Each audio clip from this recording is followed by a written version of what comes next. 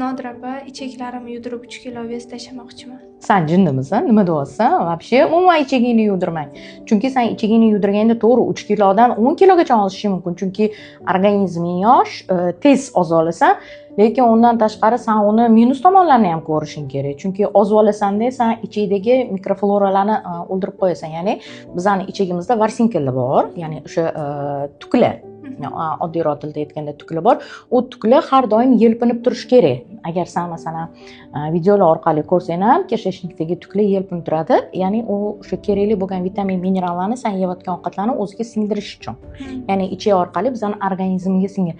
Sen ichagingni yudirgandan keyin sen nafaqat zararli bo'lgan mikroflorani, balki o'sha kerakli bo'lgan mikroflorani olib chiqarib tashlaysan, ya'ni chiqib ketib qoladi. Undan keyin sen qanaqadir narsa yesang, yo iching ketib qolishi yoki bo'lmasa qabziyatga olib kelishi, eng yomoni vaqt o'tgandan keyin yana 2 barobar semirishingga olib keladi bu narsa. Shuning uchun undan ko'rasi ichagingni yudirmasdan to'g'ri ovqatlanib, tabiiy holda detoksli ichib, sport bilan shug'ullanib, bemalol 3 kilo emas 10 kilo olishing mumkin. Qanaqa detoks yoki Herbalife mahsulotini ishlatsam bo'ladi? Qara, detoks agar masalan Herbalife ichadigan bo'lsang, ya'ni Herbalife mahsulotlaridan foydalanaman deydigan bo'lsang, men Herbalife mahsulotlarining nimasini yaxshi ko'ramanki, bu klеточный питание, ya'ni hujayra ovqati dunyo bo'yicha birinchi o'rinda turadi. Bunaqa hujayrani tiklab beradigan mahsuloti yo'q. Ham undan tashqari bu patentlangan.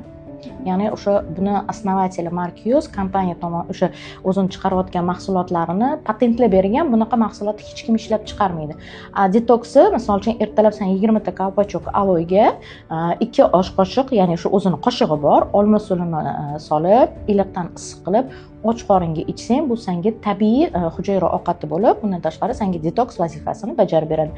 Undan tashqari sen tabiiy yo'l bilan, ya'ni o'sha uyingdagi bor narsalar bilan detoks qilmoqchi bo'lsang, o'zimizning tabiiy olma hozirgi kunda juda ham ko'p har xil turlari, masalan, semerinka olma, nima deydi, arzonroq agar moddiy tomonlama oladigan bo'lsang, undan tashqari bodring va o'sha seldir suvini, faqatgina seldir suvini ichayotganda allergik holatingga qarash kerak, chunki ko'p holatlarda seldir suvi allergiyani chaqiradi.